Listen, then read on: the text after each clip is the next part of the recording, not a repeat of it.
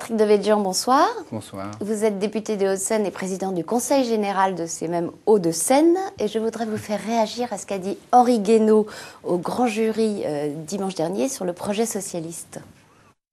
Ce qui est problématique dans les solutions qui sont proposées, c'est que soit ce sont déjà celles que la France défend, soit c'est une absence totale de solutions. Arnaud Montebourg, c'est comporté à peu près comme Monsieur Mélenchon. L'analyse du monde, on peut se dire qu'elle est assez lucide. Le problème, c'est les conséquences qu'il en tire. Alors, il y a plusieurs questions dans ce qu'il dit. Est-ce que Arnaud Montebourg et Jean-Luc Mélenchon posent de bonnes questions auxquelles ils apportent de mauvaises réponses, pour reprendre la formule que Laurent Fabius avait employée à propos de Jean-Marie Le Pen? Pas pour moi, en tous les cas, parce que, évidemment, la mondialisation est un phénomène qui dépasse même les volontés. C'est un phénomène de civilisation qui est dû d'ailleurs au progrès technique, notamment. Donc, pour les marxistes ou des héritiers du marxisme, ça devrait être quelque chose de compréhensible. Ça, c'est pour Henri Guénaud. Non, c'est pas pour Henri Guénaud. Si, parce que dans la même émission, il dit il faut pas jeter Marx. Ah non, Marx a dit des choses intelligentes, bon. mais il n'est pas marxiste. Donc la mondialisation, c'est un fait établi, irréversible. Voilà. Alors ensuite, c'est comme la langue des hommes, ça peut être la meilleure et la pire des choses, et donc il faut essayer d'aménager et d'ordonnancer le monde dans ses nouvelles dimensions. Alors Henri Guénaud dit aussi que le PS propose pour résoudre la crise soit rien dans certains domaines, soit dans d'autres domaines, les mêmes solutions que Nicolas Sarkozy essaie de faire aboutir depuis 4 ans. Est-ce qu'à utiliser un argument comme ça, on ne s'expose pas à se voir répondre, eh bien, puisqu'il n'a pas réussi en 4 ans, essayons donc François Hollande, puisqu'il a les mêmes idées? Oui, alors, à supposer qu'il ait les mêmes idées d'abord. Pour vous, c'est faux? Non, enfin, je n'en sais rien. Je demande d'aller plus loin. Enfin, je suis sûr que Nicolas Sarkozy est moins dirigiste que François Hollande. Je l'ai entendu sur les bancs, comme il était d'accord avec Martine Aubry, d'ailleurs, entièrement d'accord. Et il voulait reprendre la direction de l'économie. Et que les mauvaises banques payent pour les bonnes banques. Voilà, et que les mauvaises banques... les bonnes banques payent pour les mauvaises banques. Ouais. C'est la péréquation. Oui. C'est comme pour les collectivités locales aussi. Les bonnes collectivités locales doivent payer pour les mauvaises. C'est à peu près la même chose. Alors, je pense que Henri Guénaud faisait allusion à la politique européenne de Nicolas Sarkozy, qui évidemment, et à juste raison, fait les efforts qu'il peut pour apporter à la crise une réponse européenne. De ce point de vue-là, d'ailleurs, on peut quand même regretter la carence de la Commission européenne. Et heureusement qu'il y a au moins un chef d'État européen, et c'est Nicolas Sarkozy, pour essayer de mettre en route une vraie réponse collective à la crise européenne. L'Allemagne suit, mais avec toujours un petit peu de retard. Les Anglais font souvent bande à part, d'abord parce qu'ils n'ont pas la même monnaie, parce qu'ensuite ils ont aussi toujours la tentation du large, et qui ne sont pas vraiment très européens avec M. Cameron. Donc, franchement, s'il n'y avait pas la France et Nicolas Sarkozy pour essayer d'impulser, et avec du mal, ça c'est vrai, la réponse européenne, il ne se passerait pas grand-chose. Mais est-ce qu'effectivement, sur ce point particulier, sur ce plan-là, François Hollande dit la même chose? Hollande dit qu'il est pour les eurobonds, ce qui est effectivement partagé par Nicolas Sarkozy. Pas par Angela Merkel. Mais est-ce qu'il réussirait mieux que Nicolas Sarkozy à mettre en œuvre cette réponse collective? D'abord, il faut voir que Nicolas Sarkozy n'a pas échoué, il a progressé, mais c'est lent. Et ça, si François Hollande a la possibilité de faire marcher les 27 au canon, alors il est vraiment exceptionnel, mais personne ne peut le croire. L'UMP tient en ce moment même une convention pour riposter au PS avec 2 angles d'attaque. Hollande, c'est la gauche molle, et le projet socialiste est financièrement irréalisable. D'abord, sur la convention elle-même, est-elle une bonne idée?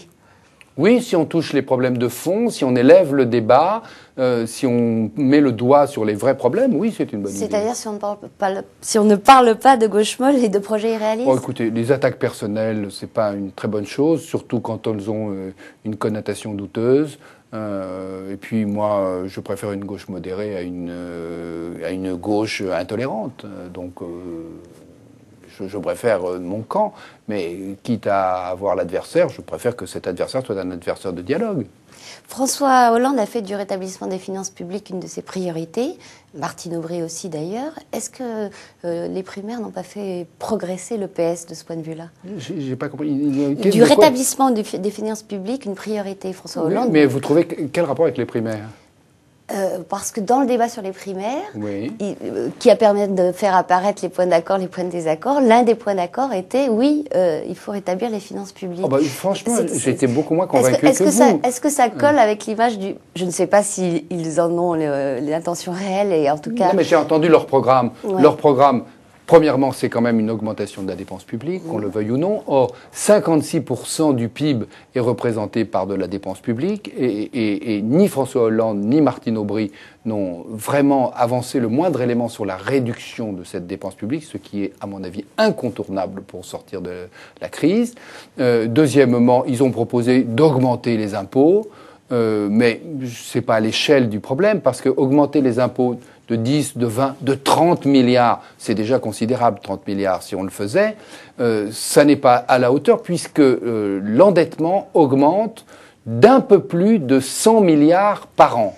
Donc, c'est pas comme ça qu'on va inverser la tendance et c'est pas comme ça qu'on va éviter une dégradation de notre notation. Et est-ce que c'est comme, est-ce qu'on va éviter cette dégradation avec la méthode que le gouvernement est en train d'appliquer, qui consiste également à augmenter des impôts puisqu'on supprime des niches, on augmente des taxations et on ne fait pas davantage d'économies? Voilà. Alors, l'augmentation des impôts, on peut l'accepter d'une manière, je dirais, politique, symbolique, en sachant qu'économiquement, ça ne résout rien. Mais il est normal que tout le monde fasse un effort, et donc les plus aisés participent. Et au-delà du Mais symbole, ça ne résout pas la question, parce que les volumes en cause sont si importants que sans réduction forte de la dépense, on n'arrive pas à inverser la courbe. Car il faut inverser la courbe de l'endettement. Alors, on ne va pas y arriver du premier coup. Mais au lieu que l'endettement augmente, il faut qu'il commence à baisser. D'ailleurs, notre notation sera bonne et solidement bonne le jour où, effectivement, elle commencera à être stable et voire à baisser. Vous aviez proposé des privatisations. Est-ce que vous allez déposer un amendement dans ce sens? Mon propos n'est pas d'embarrasser le gouvernement. Mon propos est plutôt d'essayer de le convaincre. Or, la France, comme tous les pays européens, exige de la Grèce socialiste de procéder à des privatisations pour se désendetter. Massive, oui. Oui, pour se désendetter. Alors, nous sommes aussi très endettés. Et donc, pas autant que la Grèce, mais malgré tout, d'une manière qui, quand même, finit par créer des dangers, surtout si notre notation était dégradée, les taux d'intérêt augmenteraient et donc la charge de notre endettement finirait par devenir très très préoccupante et à la fin ça paralysera l'État, c'est-à-dire que l'État n'aura plus les moyens d'agir, même en augmentant indéfiniment les impôts. Ça, vous l'avez déjà dit, à qui de droit, ça n'a pas réussi. Eh bien, le débat continue, vous savez, il faut longuement prêcher pour être parfois entendu. Qui doit être le chef de la campagne de l'UMP en attendant que Nicolas Sarkozy entre en scène? Est-ce que ça doit être Jean-François Copé ou François Fillon? Moi, je pense que c'est Nicolas Sarkozy. D'abord, c'est pour ça que j'ai précisé en attendant Nicolas Sarkozy. Oui, mais je pense que, d'abord, quand on est secrétaire général de l'UMP, on sait que, naturellement, le Premier ministre est le chef de la majorité parlementaire, ce sont les institutions, mais l'inspirateur de la politique de l'UMP, c'est évidemment le président de la République. Et alors moi je pense que Nicolas Sarkozy n'a pas besoin de déclarer sa candidature. On sait qu'il sera candidat, nous l'espérons, nous le savons, et il le sera, et c'est indispensable.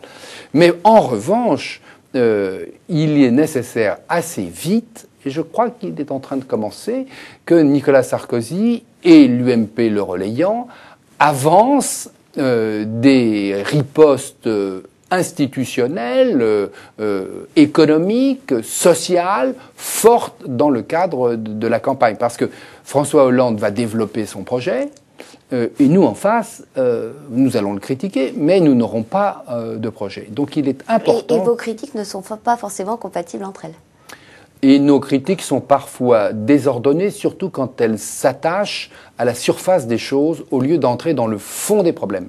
Et le fond des problèmes, le premier problème, c'est évidemment la dimension de la dépense publique et l'état de l'endettement de notre pays.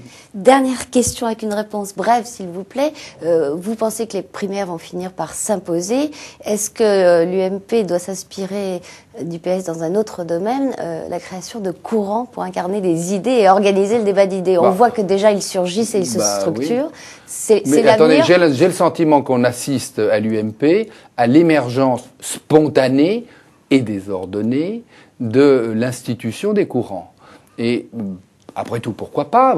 Parce que ça peut permettre à l'UMP de s'adresser à la diversité de l'électorat par la diversité de ses courants, mais il faut quand même s'organiser. Et donc, il n'est que temps d'établir une règle du jeu, parce que sinon, on va avoir des courants qui vont s'installer les uns à côté des autres, qui, en fait, ont souvent la propension à devenir des écuries.